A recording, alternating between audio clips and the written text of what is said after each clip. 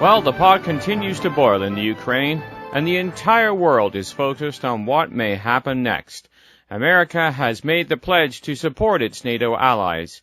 An article in Bloomberg stated, "The U.S. will defend its NATO allies, no ifs, ands, or buts," U.S. Vice President Joe Biden said today at an Atlantic Council conference in Washington.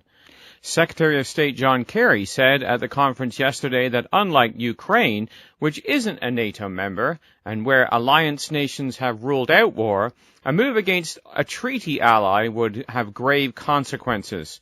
"We have to make it absolutely clear to the Kremlin that NATO territory is inviolable," Kerry said. "We will defend every piece of it." The comments by Biden and Kerry are intended to reassure nations such as Estonia, Latvia, and Lithuania, all former Soviet republics, and draw a red line for Russia. End quote. Well, the article went on to state, historically Americans have supported the defense commitment to NATO, the key alliances assembled after World War II to defend Western Europe against the Soviet Union and its Warsaw Pact allies. Under Article 5 of the 1949 North Atlantic Treaty, the U.S. and all other members would consider an armed attack on any one of them an attack on all. The article quoted Stephen Hadley, National Security Advisor to President George W. Bush, and had the following to say.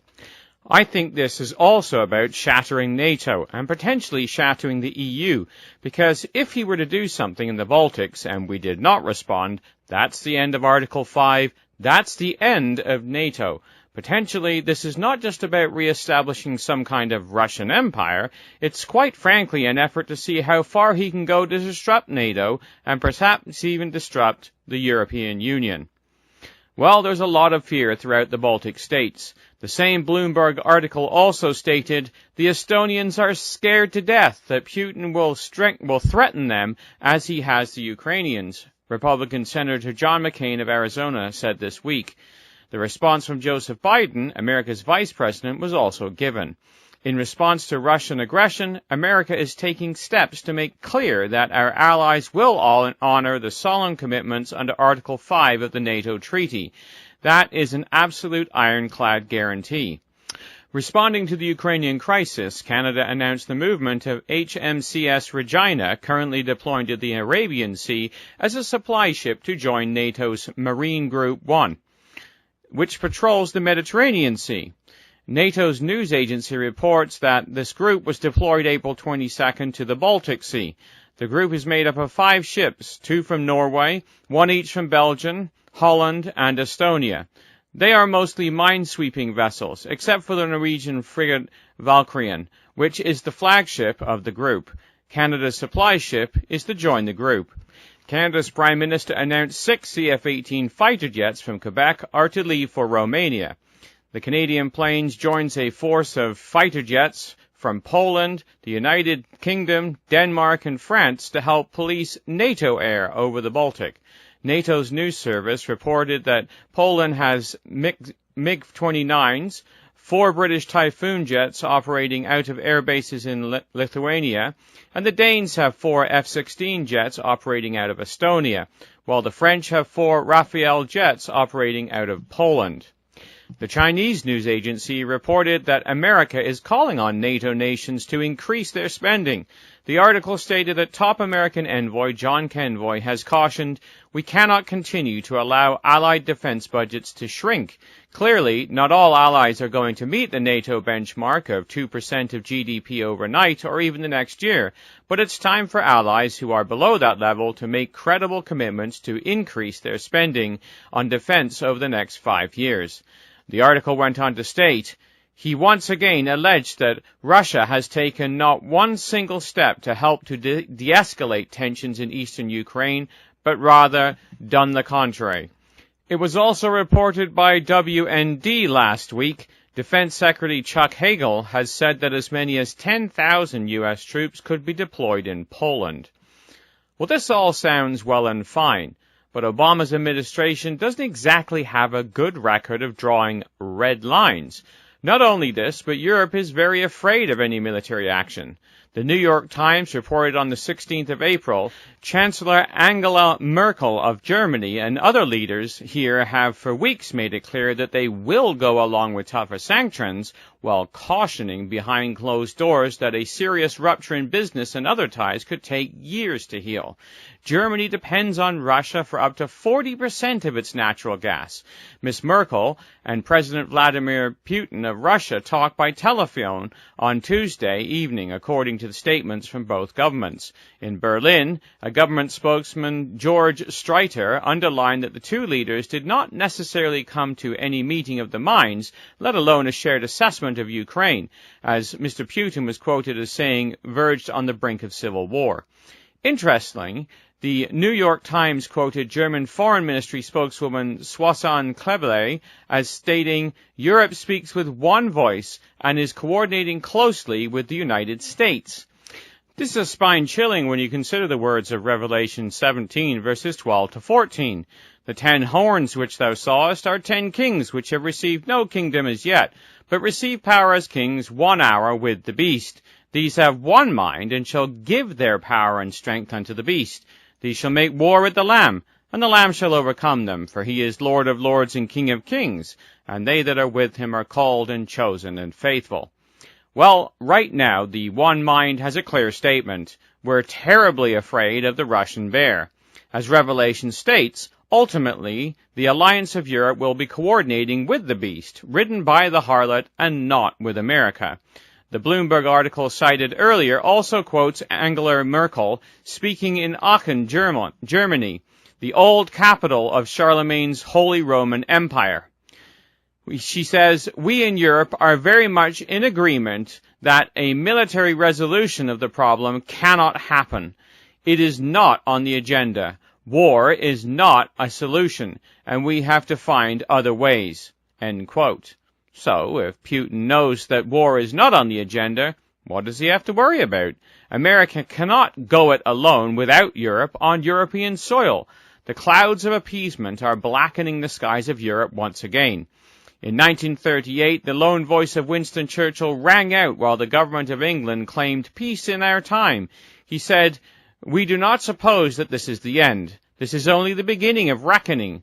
This is only the first sip, a first foretaste of a bitter cup which will be proffered to us year by year, unless by a supreme recovery of moral health and martial vigor we rise again to take our stand for freedom as in olden time. Well, the Bible warns that Europe is going to drink the cup and fall under the authority of Russia. Churchill also stated of appeasement, an appeaser is one who feeds a crocodile, hoping it will eat him last. Merkel is feeding that crocodile. For all its saber-rattling, America appears to be impotent. A recent cartoon depicts President Putin with his angry Russian bear on a leash, meeting President Obama, who brings a stuffed Care Bear along. Defense ministers from the EU's 28 member states were briefed on the crisis in Ukraine by the bloc's foreign policy chief, as well as the head of NATO, Anders Fogh Rasmussen. The Chinese news agency CCTV reported Rasmussen called on Russia to pull its troops back from the Ukrainian border and to seek a political solution to the unrest, which he accused Russia of playing a key role in. It's very clear that Russia's hand is deeply engaged in this, he said. Rasmussen said the alliance would not intervene militarily in Ukraine, but would boost its presence in other Eastern European countries and launch drills involving so-called EU battle groups, which include non-NATO members like Sweden and Finland. Well, Russia sees the aggression as being all-American. Russia Today quotes Russia's Foreign Minister Lavrov. Russian citizens being attacked is an attack against the Russian Federation. The only thing I would like to heighten at this stage is that the Russian troops are on the Russian territory. There is no reason not to believe that the Americans are running the show in the most direct way." End quote. Well, the stakes continue to be raised. There is real debate as to who is behind the problem in the Ukraine. One thing is for certain, the Russia bear has been awakened from hibernation and is a little on the grumpy side. Britain's UK party leader Nigel Farage, in a debate with Britain's Deputy Prime Minister Nicholas Clegg, stated, "I don't support Russia, but if you poke the Russian bear with a stick, he will respond." Putin went a step further this past Thursday, demanding that Ukrainian soldiers vacate the eastern side of their own country. The Globe and Mail reported President Vladimir Putin of Russia told Chancellor Angela Merkel of Germany on Thursday that Ukraine must remove its military from the southeastern region of the country to resolve the showdown there with pro-Russian militants who have seized several official buildings, the Kremlin said. Putin emphasized that it was imperative today to withdraw all military units from the southeastern region, stop the violence, and immediately launch a broad national dialogue as part of the constitutional reform process involving all regions and political forces, the Russian government said in a statement. The issue Putin is citing is the presence of Ukrainian special forces groups, which he purports are about to begin a campaign in the east. China Weekly reported Thursday, Moscow is seriously worried by media reports about Kiev's regime's plans to carry out special assault operations in the southeastern regions of the country, using ultranationalist right sector units, it said in a statement. Calling the potential actions irresponsible or aggressive, Russia said they will have catastrophic consequences if implemented. The ministry urged Ukraine, together with the United States and the European Union, which signed the Geneva Agreement in April 17th, not to make criminal mistakes and to soberly assess the gravity of the possible consequences for use of force against the Ukrainian people. End quote. Well, fear is running rampant in Latvia, where American troops have been called in. ABC News reported. Fear has spread across the region, prompting hundreds of American troops to be sent for joint training in Latvia, Lithuania, and Estonia, where fears of a Russian invasion are very real. You have seen what occurred in Ukraine, Crimea, and so to them it's a real and very real threat, said Lieutenant General Donald M. Campbell, Jr., the commanding general of the U.S. Army Europe. Well, the New Delhi TV News reported that Ukraine is reinstituting conscription to find enough troops to defend itself. It said, an increasingly desperate Ukraine on Thursday brought back military conscription with immediate effect as a spreading pro-Russian rebellion in the east threatened the ex-Soviet republic with disintegration. The move, decreed by interim President Alexander Turchinov, came after insurgents tightened their grip over more than a dozen eastern cities and towns by seizing the state prosecutor's building in the regional hub city of Donetsk. He also put Ukraine's current army of 130,000 on full combat alert because of fears of an estimated 40,000 Russian troops massed on the border could invade. In a desperate attempt to find support, Ukrainian Prime Minister Arseniy Yatsenyuk visited the Pope this week. The Financial Times reported that during the visit, Ukraine's interim Prime Minister said on Thursday his country was entering its most dangerous 10 days since independence in 1991 and was struggling to counter pro-Russian separatists on the verge of taking over the industrialized eastern heartland. The Vatican said in a statement that Francis and Yatsenyuk had discussed the specific role that religious organizations could play in fostering mutual respect and harmony. Mention was made of possible further initiatives by the international community in this regard. End quote. Not exactly a definitive statement with any real substance. The Pope told Prime Minister he would do everything possible for the country. Well, what will that look like? One must remember the record of the Vatican when it comes to world dictators.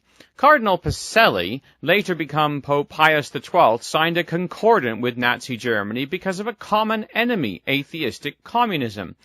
Pius remained silent throughout the war, although he was fully aware of the final solution. In his book, Hitler's Pope, John Cornwell captures the tragic, terrible story of the deadly silence and acquiescence. He states, the failure of Pacelli to take a lead in issuing a warning to the Jews of Europe once the enormities were known cannot be underestimated. The point has been summarized by Gunther Louis. A public denunciation of the mass murders by Pius XII, broadcast widely over the Vatican radio and read from the pulpits by the bishops, would have revealed to Jews and Christians alike what deportations to the East entailed. The Pope would have been believed, whereas the broadcasters of the Allies were often shrugged off as war propaganda. Page 286. Well, the real issue for the Vatican during and after World War II was communism. Pius was willing to give a lot of ground to Hitler to join forces against communism. Cornell writes, "Yet, for all Pacelli's distaste of explicit racism, of National Socialism, his fears were overshadowed by the known aggression and goals of communism in what the Vatican came to call the Red Triangle: Soviet Russia, Mexico, and by 1933, Spain. The Holy See's attitude toward Hitler was ambiguous. If it came to comparisons, the Nazis had not vowed to destroy Christianity. In fact, they had made soothing gestures towards the Catholic Church. From the Secretary of State's, that's Pacelli's view, of the Church in the world, the threat of communism was altogether a different matter." Page 112. Well, this week, the Vatican has canonized two popes, John the 23rd and John Paul II. John Paul II was the hero who brought down the atheistic Soviet communist bloc. However, his goal wasn't to bring down Russia. If anyone is looking for the Catholic Church to champion behind Ukraine like it did behind Poland, guess again. The Christian Science Monitor gave its view of the present situation. The Roman Catholic Church plays little role in the crisis for various reasons. It wields much less power today in Poland, evidenced by the brouhaha over a political declaration for the Pope in Parliament. Ukraine is predominantly Orthodox, and Russia is no longer atheist. Indeed, Putin has courted the Russian Orthodox Church. There has been a need for some unifying ideology in Russia, says Mark Elliott, the editor of the East-West Church and Ministry Report, and an expert on Russia and Ukrainian religion. End quote. Who will the Vatican play to? Remember the words of Revelation, chapter 17, verses 1 to 2. "Come hither, I will show thee the judgment of the great whore that sitteth upon many waters, with whom the kings of the earth hath committed fornication, and the inhabitants of the earth have been made drunk with the wine of her fornication." Chapter 18, verse 3, "All nations have drunk of the wine of the wrath of her fornication, and the kings of the earth have committed fornication with her, and the merchants of the earth have waxed rich through the abundance of her delicacies." Verse 9, "The kings of the earth who have committed fornication and lived deliciously with her shall bewail her and lament for her." Verse 23, "For thy merchants were the great men of the earth, for by thy sorceries were all nations deceived." So, who are the great men of the earth today? Who is more likely to be wooed by the harlot of Rome, America or Russia? Does the Vatican want to woo a vacillating, red-line-drawing, Muslimophile capitalist president who is waning in world power and popularity? Or would she be more excited by an autocratic dictator? What is the track record of the suitors? Well, Obama has visited the Vatican twice. Putin has made at least 4 official visits to the Vatican, visiting all 3 popes since John Paul II, not to mention Medvedev's visits while Putin wore the prime minister's hat. The Vatican sees America as an ideological opponent. After all, the scriptures clearly tell us that the Vatican, that is the false prophet, and Russia, the dragon, will be part of the frog spirit trio, singing the virtues of liberty, equality, and fraternity out of the same hymn book, joined, of course, by Europe, the beast. We read in chapter 16, verse 13, "I saw 3 unclean spirits like frogs come out of the mouth of the dragon, out of the mouth of the beast, and out of the mouth of the false prophet." The Pope has already marshaled his forces against America and in favor of Russia with regards to Syria. CTV News had reported on November 25, 2013. During his audience with Francis, Putin thanked the Pope for his September letter to the group of 20 meeting in St. Petersburg, in which Francis urged world leaders to abandon their futile pursuit of a military solution in Syria, and lamented that what he said was one-sided interest that had prevented a diplomatic end to the conflict. Francis mobilized hundreds of thousands of people around the globe to participate in day-long fasts and prayer for peace as the U.S. threatened military strikes following the August 21st chemical weapons attack near Damascus. Moscow opposed military intervention as well. Well, we all know the end result of this was. America backed down and Russia was triumphant. The Syrians were simply collateral damage in the great game. The Vatican Insider Report on November the 7th, 2013, in an article entitled Tsar Putin Pays Visit to Francis, said, with the open letter sent to Putin at the beginning of September, ahead of the G20 in St. Petersburg, the Bishop of Rome recognized Russia as a global player that cannot be left out of the search for solutions to existing conflicts and regional crises. Putin had said in November of 2003 regarding potential visits of the Pope to Russia, the aim is not so much to ensure a visit by the Pope, but to promote unity among Christians. It is unlikely that the Vatican will come out in a scathing rebuke of Russia regarding Ukraine, but rather will continue to court them as an ally against American hegemony in Europe and the Middle East, just as it did Nazi Germany in the 1930s. Those who live in North America, and especially Canada, should not sit back and suppose we are far away from the conflict. Yes, the Canadian anthem states, "O Canada, we stand on guard for thee." But the situation is spreading across the world. One must remember that NATO pact means that an attack on one NATO country is an attack on them all, at least in theory. American youth are still required to register with the Selective Service System, which describes its mission as to serve the emergency manpower needs of the military by conscripting untrained manpower or personnel with professional healthcare skills if directed by Congress and the President in a national crisis. A European war could certainly trigger such a national crisis. Canada's Globe and Mail reported the following. As the situation in Ukraine continues to worsen, Canada is under increasing pressure to include the Arctic as part of the North Atlantic Treaty Organization's strategy to counteract Russian aggression. Recent events in Ukraine have evoked concern among NATO allies about Russia's potential interest in expanding its borders. In a recent meeting of the Russian Security Council, Russian President Vladimir Putin highlighted the special place of the Arctic in Russia's sphere of influence. Referring directly to Russia's future Arctic strategy, Mr. Putin noted, "We need to take additional measures so as not to fall behind our partners, to maintain Russia's influence in the region and maybe in some areas to be ahead of our partners." Russia is in the process of continuing its militarization of the Arctic, and this week's comments regarding Russia's future Arctic interests are a cause for concern. End quote.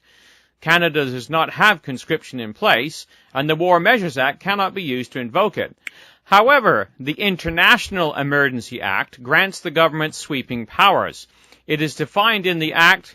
International emergency means an emergency involving Canada and one or more other countries that arises from acts of intimidation or coercion or the real or imminent use of serious force or violence, and that is so serious as to be a national emergency.